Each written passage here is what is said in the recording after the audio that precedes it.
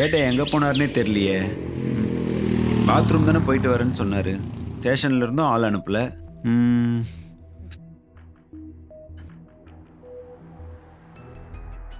Hello hello சொல்லுங்க ஐயா. ஸ்டேஷன்ல இருந்து ஆள் அனுப்புறேன்னு சொன்னீங்கன்னு யாருமே வரலையே. நீங்கள் யார்கிட்ட ஐயா சொன்னீங்க? நேற்று நைட்டு உங்களை பார்க்க வந்த கான்ஸ்டேபிளை யாரோ அடிச்சு போட்டு போயிட்டாங்க. அன்றைக்கி நான் பேசினதுக்கு அப்புறம் தான் தெரிஞ்சுது நைட்டு ஃபுல்லாக என் கூட இருந்தது வேற யாரோன்னு.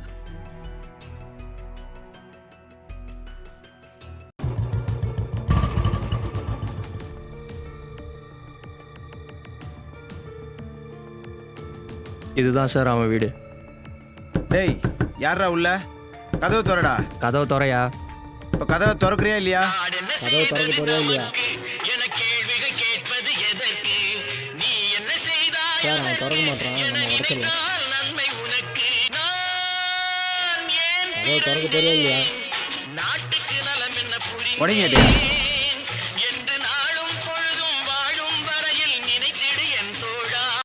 யோ எழுந்திரியா, சார் வந்திருக்காரு. உன்னதான் எழுந்திரியா,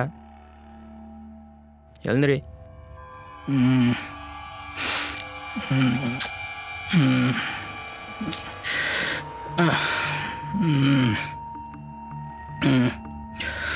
சார் இங்கே ஏதோ கிறுக்கி வச்சிருக்கான் சார். அதில் வரைஞ்சிருந்த டிராயிங்ஸை பார்த்த பிறகு தான் எனக்கு சந்தேகமே ஸ்டார்ட் ஆச்சு. டேய் நான் உங்ககிட்ட கேட்குற கேள்விக்கெல்லாம் ஒழுங்காக பதில் சொல்கிறேன். இல்லைன்னு வச்சுக்கோ சொல்கிறேன். நான் போலீஸு மிரட்டுறியா? நான் மட்டும் வேட்டியை மடிச்சு கட்டணும்னு வச்சுக்க, போலீஸ்னும் பார்க்க மாட்டேன், ஒரு மயிரனும் பார்க்க மாட்டேன். என் மச்சானை கொலை பண்ணவனை கண்டுபிடிக்க சொன்னா இன்னும் என்னடா அங்கே பிடிங்கிட்டு இருக்கீங்க? சரசரன்னு சரிச்சு போட்டு போயிடுவா எல்லாரையும். ஏய் உன் இஷ்டம் மயிருக்கு பண்ணிட்டு இருந்தேன்னு வச்சுக்கோ, போட்டு போயிட்டே இருப்பேன் சொல்லிட்டேன். ஃபர்ஸ்ட் இவனை போடணும்டா. நீ சொல்லுனா கோழி அறுத்து போட்டு போயிடலாம். எதையும் யோசிக்காம வீட்டில் நிம்மதியாக தூங்கிட்டு இருக்கான். அப்போ அதை வரைஞ்சது எல்லாமே நான் வரைஞ்சதான் சார். எல்லா பேப்பர்லேயும் அவன் சைன் தான் இருக்கு, ஒரு சிலதை தவிர. அப்போ அதெல்லாம் வரைஞ்சது யாரா இருக்கும்?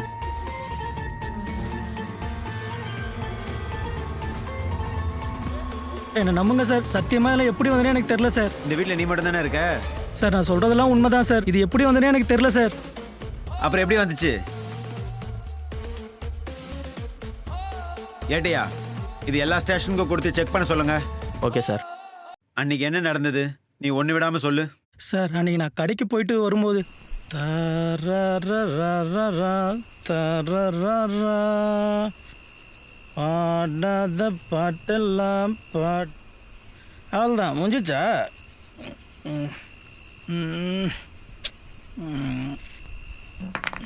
பாடாத பாட. யாரா நீங்க? அன்னைக்கு நைட்டு ஒருத்தரை தவிர மற்ற எல்லாருமே நான் கட்டி போட்டு போயிட்டாங்க சார். உண்மையதான் சொல்றியா? அன்னைக்கு அவன் சொன்னது உண்மையா என்னன்னு எனக்கு தெரியல. ஆனா அவனை நம்புறதை தவிர எனக்கு வேற வழி இல்லை. குடிச்சிட்டு வந்திருக்கான், குரூப்பாக வந்திருக்காங்க, வீடும் தெரிஞ்சிருக்கு, ஃப்ரெண்டுன்னு சொல்லி ஏமாத்திருக்காங்க. எதுக்கு இப்படி பண்ணணும்? சார் ஒருத்தனோட அட்ரஸ் கிடச்சிச்சு சார்.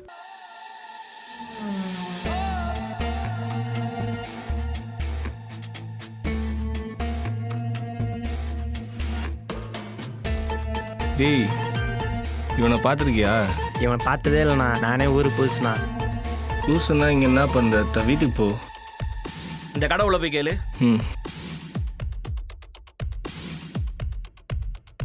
டேய் இவனை பார்த்துருக்கியா? அதை உடனே சொல்ல மாட்டியா? இந்த கோழியாக அறுத்துடலாமா?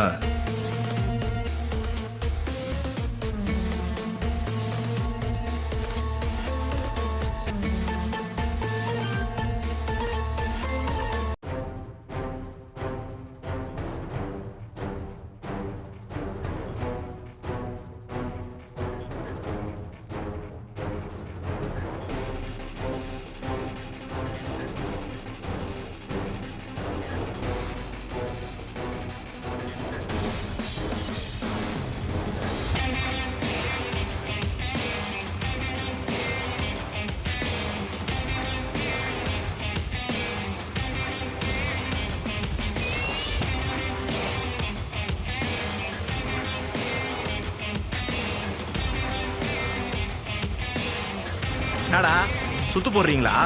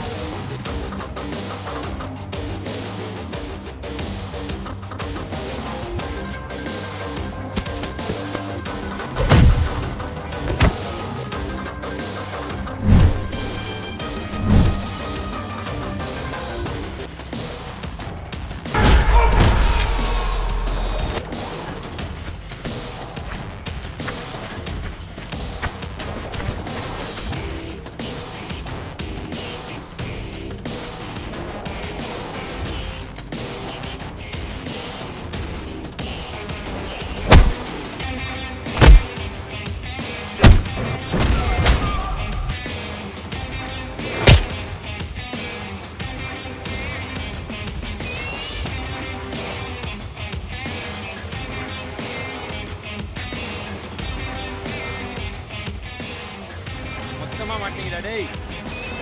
ஒருத்தனையும் விட மாட்டேன்டா. என்கிட்ட இருந்து தப்பிக்கலான்னு மட்டும் நினைக்காதீங்க. போடுறா அவனுக்கு.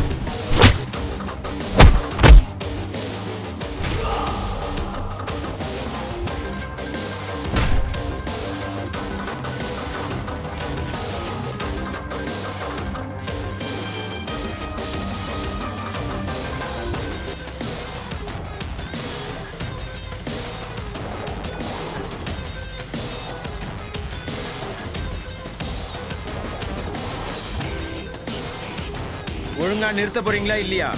இல்லைன்னா இவனை போட்டுட்டு போயிட்டே இருப்பேன்.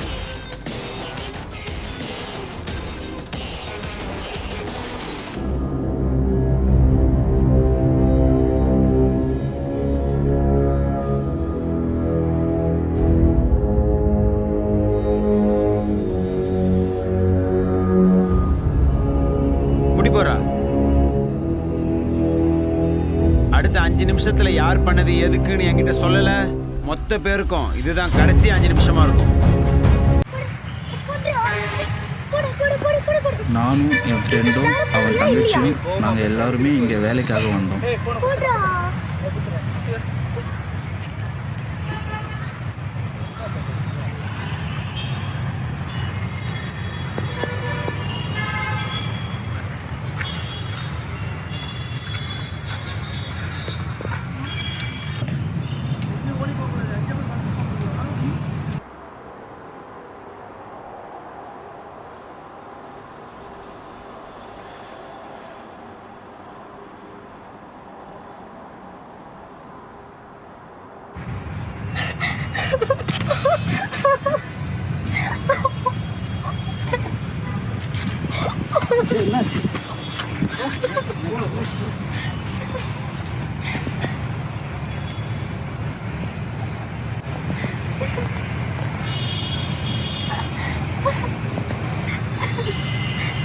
ஒரு பொண்ணு வீடு கஷ்டத்தால வெளியூர்ல வந்து வேலை பார்த்தா இப்படிதான் ஆகணுமா? இப்போ கேட்டதுக்கு அர்த்தம் எனக்கு அப்புறம் தான் புரிஞ்சுது. பைக் ஓட்டுறதுக்கு லைசன்ஸ் மட்டும் போதாது, ஹைட்டும் வேணும். நாங்கள் என்னமோ பைக்கில் விழுந்துட்டான்னு நினச்சிட்டு இருந்தோம். அதுக்கப்புறம் தான் தெரிஞ்சது ஆர்டர் டெலிவரி பண்ண இடத்துல ஏதோ நடந்திருக்கு. அங்கே நடந்தது வீடியோ எடுத்து வச்சு மிரட்டியிருக்காங்க சார். எங்கே வெளியே சொன்னால் இது இந்த உலகம் நம்மளை தப்பாக பார்க்குமோன்ற பயத்திலே பாதி பேர் சொல்ல மாட்டாங்க. நடந்ததை வச்சு போலீஸ் கம்ப்ளைண்ட் கொடுத்தா அந்த கேஸையே தள்ளி போட்டு ஃபேக் கேஸுன்னு போட்டே ஏமாத்திட்டானுங்க. Where there is a justice delayed, justice denied. அதையும் மீறி நம்ம போகிறனாலும் 4 நாள் நியூஸ் சேனல் சோசியல் மீடியான்னு ஃபயராக இருக்கும். அதுக்கப்புறம் ஒன்றும் இருக்காது. ஒரு பொண்ணு வேணான்னு சொன்னால் அதுக்கு அர்த்தம் வேணா மட்டும்தான். மிருகத்துக்கு ஒன்றுனா கூட கேட்க ஆள் இருக்கு, மனுஷனுக்காக இல்லை சார். இங்கே பிரச்சனை முக்கியம் இல்லை சார், அந்த பிரச்சனை யாருக்கு அதுதான் முக்கியம். ஒரு பொண்ணு தன்னோட சந்தோஷத்தை விட்டு குடும்பத்தை விட்டு வேற ஊரில் வந்து படிக்கிற வயசுலேயும் வேலை செஞ்சு அந்த பொண்ணுக்கு கடைசியில் நிலைமை இதுதான் இல்லை சார். இந்த மாதிரி ஆளுங்களை வெளியே விட்டா நாளைக்கு நைட் ஷிஃப்ட் போகிற டாக்டர்ஸ், ஹாஸ்பிட்டலுக்கு வர பேஷண்ட்ஸ், ஏன் நைட் டியூட்டியில் இருக்க லேடி போலீஸுக்கு கூட பாதுகாப்பு இருக்காது சார். அதான் நாங்களே கொண்டுடலான்னு அன்னைக்கு உள்ளே போனோம். அங்கே ஒருத்தன் தான் சார் இருந்தான். இன்னொருத்தன் எங்களை தேடி வரணும்னு தான் இவ்வளவும் பண்ணோம். புது எஸ்ஐ நாளைக்கு வராரு. கண்டிப்பாக ஸ்டேஷன்லேருந்து கூட யாராவது சப்போர்ட்டுக்கு அனுப்புவாங்க. ஸோ அவங்க 2 பேரும் மீட் பண்ணுறதுக்கு முன்னாடியே நம்மளது ஒருத்தர் அவருக்கு பதிலாக அங்கே இருக்கணும். அப்போது நான் ஹோம் கார்டாக அங்கே வந்து கான்ஸ்டபிளை காட்டிட்டு போகிறேன். அதை நான் பார்த்துக்கிறேன். நான் என்ன சொன்னாலும் அவரை நம்ப வைக்கிறேன். ம். என்ன முடியெல்லாம் இவ்வளோ வச்சுருக்கீங்க? இன்னும் 2 மாதம் தான் சார். நானும் கொஞ்சம் மொட்டை அடிக்க போகிறோம். சீக்கிரமாக எடுங்க. அப்போ நான் போலீஸ் ஃபோன் பண்ணி அவன் ஃப்ரெண்டுன்னு சொல்லி ஏமாத்துறேன். நம்ம யாரும் அவங்ககிட்ட மாட்டக்கூடாது. அப்போ விட்னஸ் வச்சு கேம் ஆடலாம். எப்போ கரண்ட் கட் ஆகுதோ அப்போ உன் தலையில் அடிப்பட்ட மாதிரி நடி. அப்போ தான் உன்னை ஹாஸ்பிட்டல் கூட்டிகிட்டு போவாங்க. அவங்க இந்த ஸ்ட்ரீட்டை தாண்டறதுக்குள்ளே நீ கரண்ட்டை கட் பண்ணிடணும். 108க்கு கால் பண்ணிட்டா போட்ட பிளான் மொத்தமாக சொதப்பிடும். அப்போ ஸ்டேஷன் கால் பண்ண சொல்லுவாங்க. நீ லைன் கிடைக்கலன்னு சொல்லிவிடு. அந்த டைமுக்கு கரெக்டாக நீ பைக் எடுத்துன்னு வந்துட்டு எஸ்ஐ கண்டிப்பாக இங்கே இருந்தே ஆகணும். ஸோ என்ன தான் கூட அனுப்புவாங்க. கூட்டிகிட்டு போனவங்களை காணும்னு சொன்னால் அடுத்தது அவங்களுக்கு என்ன பண்ணுறதுன்னு தெரியாமல் முழிச்சிட்டு இருப்பாங்க. நம்மளே அவங்களுக்கு க்ளூ கொடுப்போம். அப்போ தான் போலீஸ்க்கு முன்னாடி அவங்க நம்மளை தேடி வருவாங்க. நாங்கள் போட்ட பிளான் படி எல்லாமே கரெக்டாக நடந்துச்சு. நீங்கள் மட்டும் குறுக்க வரலன்னா போட்டிருப்போம் சார். யோசிங்க சார். உங்கள் வீட்லேயும் ஒரு பொண்ணு இருக்கும் சார். இந்த மாதிரி மிருகம்லாம் உயிரோடு இருந்தால் நாளைக்கு அவன் பொண்ணு கூட ஆபத்து தான்.